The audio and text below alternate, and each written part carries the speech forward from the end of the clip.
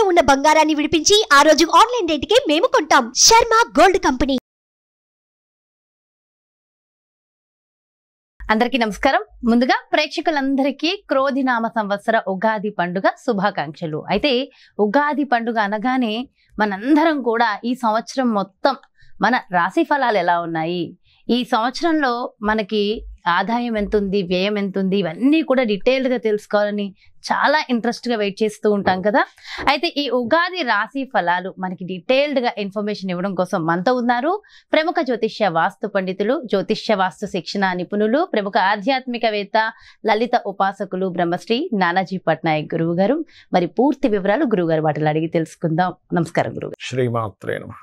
గురువుగారు, మరి క్రోధినామ సంవత్సరంలో మేష రాశి వారికి ఆదాయం, వ్యయం, రాజపూజ్యం, అవమానం ఎలా ఉన్నాయి? పూర్తి వివరాలు డీటెయిల్ గా ఎక్స్ప్లెయిన్. తప్పకుండా అమ్మా. ఫస్ట్ ఆఫ్ ఆల్ ఏంటంటే మనం క్రోధినామ సంవత్సరం అనగానే పంచాంగం తీసుకొని అందులో ఆదాయం ఎలా ఉంది, వ్యయం ఎలా ఉంది, రాజ్యపూజ్యం అంటే మనల్ని మెచ్చుకునే వారి సంఖ్య ఎలా ఉంది, అవమానం అంటే మనం అవమానించబడతామా ఈ సంవత్సరం, ఎక్కువ మంది అవమానించబడతామా, తక్కువ మంది అవమానించబడతామా అని చూస్తుంటాం.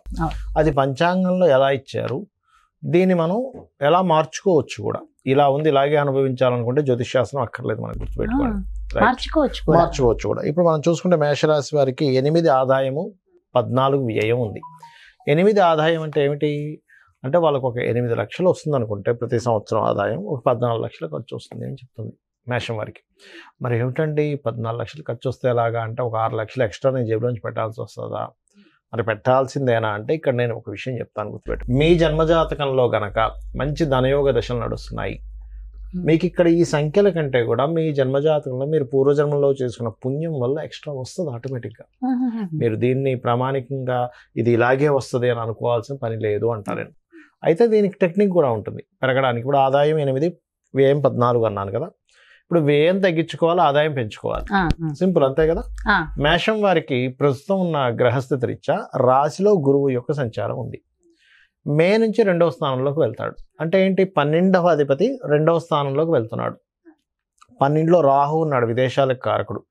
విదేశాలకు కారకుడు రాహు ఉంటూ ఆ అధిపతి 2లో వెళ్తున్నప్పుడు వీళ్ళేంటి, విదేశీ మూలకంగా ధన ఆదాయం పెంచుకోవచ్చు. ఒకటి, విదేశాల మూలంగా పెరుగుతుందని. అంటే ఏంటి, గ్రహస్థితి ఏం చెప్తుంది అంటే మీకు అబ్రాడ్ మూలంగా ధనయోగాలు పెరగనున్నాయి కాబట్టి మీరు ఆ రూట్లో ట్రై చేసుకోండి అని ముందే మనం తెలుసుకుంటున్నాం.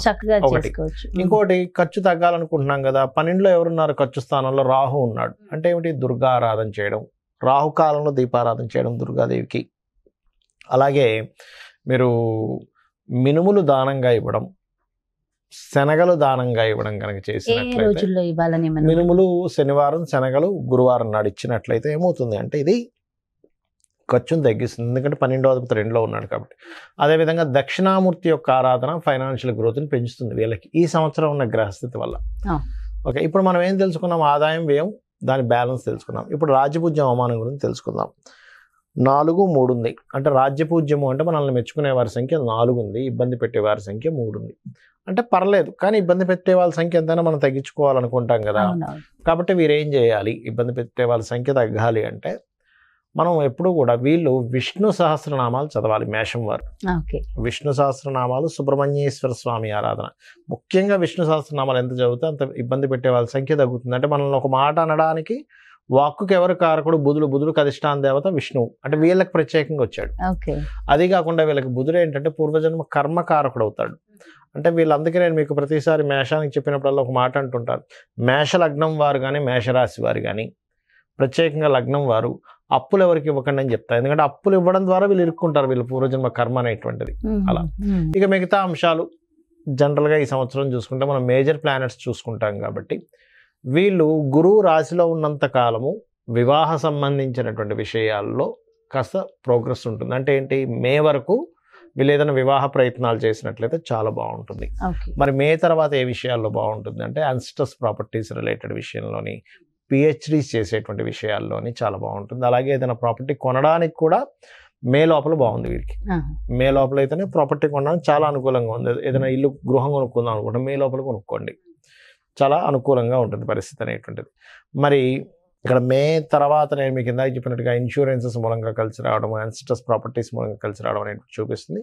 దాంతోపాటు వీళ్ళకి 6వ స్థానంలో కేతు సంచారం జరుగుతుంది కాబట్టి నిత్య జీవితంలో అంటే డైలీ రొటీన్ లైఫ్లో ఏదో తెలియని ఆటంకాలు ఏర్పడుతూ ఉంటాయి. దీనికి ఏం చేయాలి? ఇంటి నుంచి మీరు బయలుదేరే ముందు, అంటే ఈ మేషలగ్నం వారు మేషరాశి వారు ఇంటి నుంచి బయలుదేరే ముందు కేతు గ్రహ ఆరాధన ప్రతిరోజు లేదా గణపతి ఆరాధన, ముఖ్యంగా గణపతిని తలుచుకొని బయలుదేరినా, గణపతి తలుచుకొని ఏ ప్రయత్నం చేసినా సక్సెస్ అవుతుంది. వీళ్ళకి గుర్తుపెట్టుకోండి. అలాగే 12లో రాహు ఉన్నాడు కూడా విదేశీ యోగం ఉందని చెప్పుకున్నాం. 11లో శని ఉన్నాడు కాబట్టి చేసే పనుల్లో కొంతవరకు సక్సెస్ రేట్ అనేటువంటి మేషరాశి వారికి పెరుగుతుంది, అందులో సందేహం లేదు. అయితే వ్యాపారాల్లో కొంచెం ఏంటంటే శని లాభంలో ఉన్నప్పుడు లాభాలు ఇస్తాడు, వ్యాపార విషయాల్లో కొంచెం స్ట్రెస్ కూడా ఇస్తాడు. No need to worry. So ఫైనల్గా ఏంటంటే ఇక్కడ మనము మరలా వీళ్ళకి ఎప్పుడు వస్తుంది గృహయోగం? ఇప్పుడు మే వరకే తీసుకోమని చెప్పాము. మరలా గురువు వక్రిస్తాడు. ఎప్పుడు వక్రిస్తాడు వీళ్ళకి అని చెప్పి చూసుకున్నట్లయితే వెరీ క్లియర్లీ అక్టోబర్ నుంచి వక్రిస్తాడు. సో అక్టోబర్, నవంబర్, డిసెంబర్, జనవరి, next year middle of the February వరకు మరలా అక్కడ ఒక 4.5 months యోగం ఇస్తాడు ఇక్కడ. ఓకే. సో ఈ యోగాలు అనేటువంటివి ఉన్నాయి. అలాగే సంతానం గురించి ఈ యొక్క మాసంలో వీళ్ళకి ఎలా ఉంటుంది ఏమిటి అని చెప్పి చూసుకున్నట్లయితే సంతానం ఈ సంవత్సరం సంతానం సంబంధించిన విషయంలో చాలా బాగుందని చెప్పుకోవచ్చు, అందులో ఎటువంటి సందేహం లేదు. ఇక వీళ్ళు నిత్యము చేయవలసినటువంటి దేవత ఆరాధన ఏమిటి అని చెప్పి చూసుకున్నట్లయితే సూర్య నమస్కారాలు ఎక్కువగా చేసుకోవాలి. వీరు చేసుకున్నట్లయితే చాలా బాగుంటుంది. అయితే వీళ్ళకి ఏంటంటే సహజంగా మనకి క్రోధినామ సంవత్సరానికి ముందే మనం చెప్పుకున్నాం ఏమిటి, కొంచెం జనవరి ఫిబ్రవరి నుంచి అల్లర్లు, గొడవలు, రకరకాల డిస్టర్బెన్సెస్ అని. వీళ్ళకి పర్టికులర్గా ఏంటంటే అమ్మ కొంచెం కుజశనులు కలిసి ఉంటున్నారు స్టార్టింగ్ లో, కాబట్టి వ్యాపార సంబంధించిన నిర్ణయాలు, వ్యాపార లాభాల విషయంలో కొంచెం జాగ్రత్తగా ఉండాలి మంత్ స్టార్టింగ్ లో, ఇయర్ స్టార్టింగ్ లో మాత్రం. స్టార్టింగ్ లో కొంచెం జాగ్రత్తగా ఉన్నా, ఓవరాల్ గా చాలా బాగుంది అంటున్నారు. చాలా డీటెయిల్ గా మేషరాశి వారికి ఎక్స్ప్లెయిన్ చేశారు గురుగారు. అయితే ప్రపంచ వ్యాప్తంగా, దేశ వ్యాప్తంగా మొత్తం ఎలా ఉండబోతుంది అంటారు ఈ సంవత్సరం? ఒకటేనమ్మా, క్రోధినామ సంవత్సరానికి అధిపతి ఎవరు, అంటే ఈ సంవత్సరానికి రాజు ఎవరు అనేటువంటిది తీసుకుంటే కుజుడు అవుతాడు. కుజుడు అంటే ఫైటింగ్, గొడవలు, ఉద్యమాలు, యుద్ధాలు, వీటికి కారకుడు అనమాట కుజుడు. అందుకని అటువంటి వాతావరణం కనిపిస్తుంది. అయితే లక్కీ ఏంటంటే కాలసర్ప దోషం నుంచి గురువు బయట ఉన్నాడు, అది కొంత సేఫ్ ఇస్తుంది.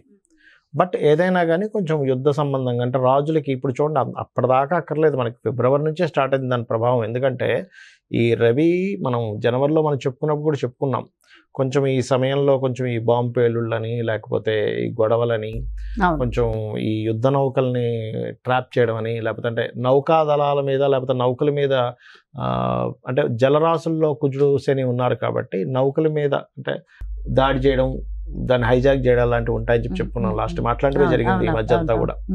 అంటే ఏమిటి, ఈ సంవత్సరం ప్రత్యేకంగా కొంతవరకు ఈ యుద్ధ సంబంధించినటువంటి ఈ మనం ఊహించినటువంటి మార్పులు అనేకమైన జరుగుతాయి. అంటే అసలు లాస్ట్ మినిట్ వరకు ఇది మారదు, ఇలాగే జరుగుతుంది అనుకుంది, అది సడన్ గా మార్పు వచ్చేస్తుంది. అసలు ఎవరు ఎక్స్పెక్ట్ కూడా చేయరు, అసలు ఇలా జరుగుతుందా, ఇలాంటివి కూడా జరుగుతుంది అసలు ప్రపంచంలో అన్నట్టుగా జరుగుతుంది. అన్ని మార్పులు ఇస్తారు, ఏదైనా కావచ్చు.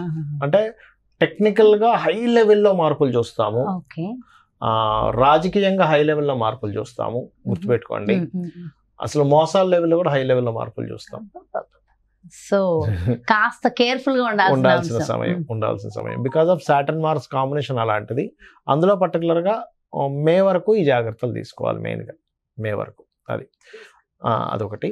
ఇక మిగతా అంశాలు కనుక చూసుకుంటే గనక అంటే వీళ్ళు మరి ఇప్పుడు ఈ యుద్ధ సంబంధించిన ఇవన్నీ అనుకున్నాం కదా, మరి రకరకాల దేశాల్లో మన ఇండియన్స్ ఉంటారు, అందరూ కూడా మనుషులే కాబట్టి వీళ్ళెవరూ కూడా ఇబ్బంది పడకుండా ఉండాలి అంటే ఒకటే గుర్తుపెట్టుకోండి, కాలభైరవ అష్టకము, కాళికాదేవి యొక్క స్తోత్రాలు, కాలభైరవ అష్టకం కానీ, నృసింహస్వామి యొక్క స్తోత్ర పఠనం చేయడం కానీ, ఆంజనేయ స్వామి యొక్క ఆరాధన చేయడం కానీ, ఇవి గనక చేయగలిగితే, లేదా మీకు దగ్గరలో గోశాల ఉంది, గోవులకు కాస్త బెల్లము, అదేవిధంగా నువ్వులు కాదు సారీ బెల్లము మరియు క్యారెట్లు, నువ్వులు తినిపించకూడదు, పొరపాటు నువ్వులు అన్నాను, నువ్వులు అస్సలు తినిపించకూడదు, బెల్లము క్యారెట్స్ తినిపించాలి. నువ్వులు దానం మాత్రమే ఇవ్వాలి. చాలామంది అంటుంటారు ఏమంటే నువ్వులు మేము తినిపించాలా అని అడుగుతూ ఉంటారు, ఏది పురోహితుడు తీసుకోవట్లేదని. ఎందుకంటే అమ్మ అది ఏదైనా మనకి ప్రెగ్నెన్సీతో ఉందనుకోండి, దాని ప్రెగ్నెన్సీ ఇచ్చినవ్వడం వల్ల మరింత దోషం ఏర్పడుతుంది. కాబట్టి ఇది జాగ్రత్త తీసుకోవాలి. సో కాబట్టి ఈ జాగ్రత్తలు తీసుకుంటే సరిపోతుంది. ఇదంతా ఓవరాల్ గా సామూహికంగా కూడా చేయడం వల్ల ప్రపంచానికి ఇంకొంచెం మంచి జరుగుతుంది కదా గురుగారు. ఇవే కాకుండా ఇంకేమైనా జాగ్రత్తలు తీసుకోవాల్సిన అవసరం ఉంటుందంటారా? జాగ్రత్తలు అంటే ఏం లేదమ్మా, ఒకటి గుర్తుపెట్టుకోండి, నేను చెప్పేది ఒకటే. మనకి ఎప్పుడైనా సరే గ్రహస్థితిలో ఎలాగున్నా, అంటే మన జాతకం ఎలా ఉంది, వాస్తు ఎలా ఉంది, ఇవన్నీ ఎలాగున్నా, నేను చెప్పేది ఒకటే, అమ్మవారిని గనక మనం ఆశ్రయించినట్లయితే ఇవన్నీ కూడా పక్కకు పోతాయి. అయితే మరి ఈ శాస్త్రం ఎందుకు ఇచ్చింది అమ్మవారు? ఈశ్వరుడే స్వయంగా కూడా జ్యోతిష్ శాస్త్రాన్ని ఇచ్చాడు కదా, మనం చెప్పుకుంటూ ఉంటాం కొన్ని వాటిల్లో మహర్షుల ద్వారా మనకు అందించాడని. మరి ఆ పరమేశ్వరుడు ఎందుకు అందించాడంటే మనకు ఒక జాగ్రత్త చూసుకోవడానికి, ఒక రూట్ మ్యాప్ లాగా మనం ఒక తయారు చేసుకుంటున్నాం. ఏది, ఏ రూట్లో ఎక్కడ ట్రాఫిక్ ఉంది, ఎక్కడ ఏది ఉంది అన్ని తెలుసుకుని దాన్ని బట్టి వెళ్తున్నాం కదా. అలాగే మనకు భగవంతుడే ఈ యొక్క జ్యోతిష్ శాస్త్రాన్ని అందించాడు. దీనివల్ల ఏమిటి, మనం మన జన్మజాతకం కూడా చూసుకోవాలి. అంటే మన జన్మజాతకంలో లగ్నబలం ఎలా ఉంది, ధనం ఏ మార్గంలో వెళ్తే మనకు ధనం సంపాదిస్తాము, ఏ రకంగా ప్రయత్నిస్తే మన ప్రయత్నాలు సఫలీకృతం అవుతాయి, ఏ దిశలో ఉంటే మనకి బాగుంటుంది, సంతాన అభివృద్ధి ఎందుకు అవ్వట్లేదు, వివాహం ఎందుకు అవ్వట్లేదు, మన జన్మజాతకంలో ఉంటుంది. అంటే ఏ సమయంలో వివాహం చేసుకుంటే బాగుంటుంది, అదేవిధంగా మనకి ఏ వృత్తుల్లో బాగుంటుంది, ఏ వ్యాపారాల్లో బాగుంటుంది, ఎందులో ఎప్పుడు ఇన్వెస్ట్మెంట్ చేస్తే మంచిది, ఎప్పుడు ఇన్వెస్ట్మెంట్ చేయకూడదు అనేటువంటి అన్ని విషయాలు ఉంటాయి. మీకు అనిపిస్తుంది మరి ఇవి అన్నీ మన జన్మజాతకంలో ఉంటాయి, మనం మరి ఈ గోచార ఫలితాలు ఇవన్నీ ఎందుకు చెప్పుకుంటున్నాం అంటే ఒకటే గుర్తుపెట్టుకోండి అమ్మా. ఇప్పుడు మీరు షూటింగ్కి వచ్చారు కదా, నార్మల్గా మీ ఇంటి నుంచి ఇక్కడ 40 నిమిషాలు అనుకోండి కార్లో రావడానికి, అదే ట్రాఫిక్ జామ్ అయితే కదా. అంటే ఏమిటి, గంటలోనో 40 నిమిషాల్లోనో వస్తాననేది మీరు ఏం చెప్తారు, గంటన్నర పడుతుందండి అంటారు. అంటే మీ కారు, మీరు మీ డ్రైవర్ కానివ్వండి, మీరు ఓన్గా డ్రైవ్ చేసుకున్నా మీ కారు అదే రోడ్ అయినా కూడా మరి ట్రాఫిక్ ఉన్నప్పుడు ఏమో ఎక్కువ టైం పడుతుంది, ట్రాఫిక్ లేనప్పుడు హాఫ్ అన్ అవర్లో రాగలుగుతున్నారు. అంటే దాని అర్థం ఏమిటి, సమయం, బయట ఉండే వాతావరణం కూడా మనకు సహకరిస్తేనే మనం సమయానికి వెళ్ళగలం. అలాగే గోచారం అనేటువంటిది ఏంటంటే ఇప్పుడున్న గ్రహస్థితి, ఇప్పుడుండే గ్రహస్థితి ఏ విధంగా ఉంది, పరిస్థితులు ఎలా ఉన్నాయి అనేది చెప్పేదే గోచారం. సో ఈ సంవత్సరం ఈ విషయాలు ఇలా ఉంది కాబట్టి నువ్వు ఈ రెమెడీ చేసుకో, నీ జన్మజాతకం కూడా చూసుకో, ఈ రెండు కలుపుకో. ఇవన్నీ పండితులు ఉన్నదే అందుకు. ఇంకోటి ఏంటి, నేను ఒకటే చెప్తా, నా జాతకం ఎలా ఉంది, నా దశ ఎలా ఉంది, పాడైపోయింది, ఏం పెట్టుకోకండి, అమ్మవారిని నమ్ముకోండి. అమ్మవారు అంతా దారి చూపిస్తుంది మనకి. ఎలా ఉన్నా జాతకం ఎలా ఉన్నా అమ్మవారు చూపిస్తుంది. అమ్మని చేయి పట్టుకుంటే తిండి కొదవ ఎలా ఉండదో, అమ్మవారిని పట్టుకుంటే వాడికి దేనికి కొదవ ఉండదు. ఎంతో చక్కగా చెప్పారు గురుగారు. అంటే ఎంతో ఒక ధైర్యం, ఒక మోటివేషన్. అంతే కదా, అమ్మని పట్టుకున్న వాడికి తిండి కొదవ ఉంటుందా? ఏమి ఉండదు, అమ్మాయి చూసుకుంటుందండి. అలాంటిది అమ్మవారిని పట్టుకుంటే దేనికి కొదవ ఉంటుంది చెప్పండి. ఎంతో చక్కగా, ఎంతో చక్కటి ధైర్యాన్ని, స్థైర్యాన్ని అందించారు. థ్యాంక్ యూ సో మచ్ గురువు గారు. నమస్కారం. శ్రీమాత్రే నమః.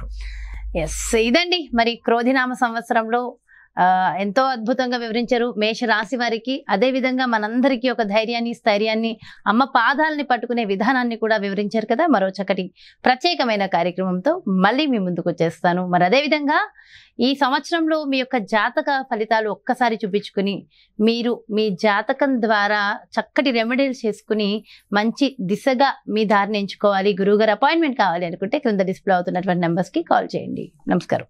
సుమన్ టీవీలో మీ పర్సనల్ అండ్ బిజినెస్ ప్రమోషన్స్ కోసం కింది నెంబర్కి కాంటాక్ట్ చేయండి.